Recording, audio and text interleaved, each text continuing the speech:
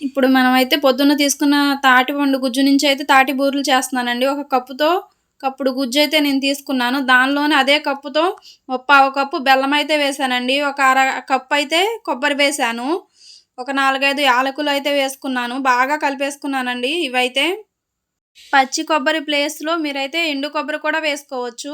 ఇప్పుడు మనమైతే పొడి బియ్యపు పిండినైతే తీసుకొని, అది గట్టిగా ఉండలా అయ్యేంత వరకు మనకి ఎంత పిండి పడితే అంత పిండయితే మనం కలుపుకోవాలండి దానిలో.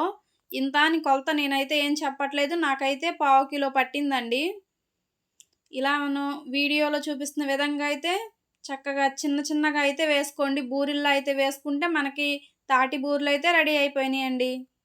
ఆయిల్ బాగా హీటయిన తర్వాత వేయండి. తర్వాత సిమ్‌లో పెట్టుకోండి. సన్నని సెగ మీద వేపుకుంటే చక్కని బూరెలైతే మనకి రెడీ అయిపోతాయి.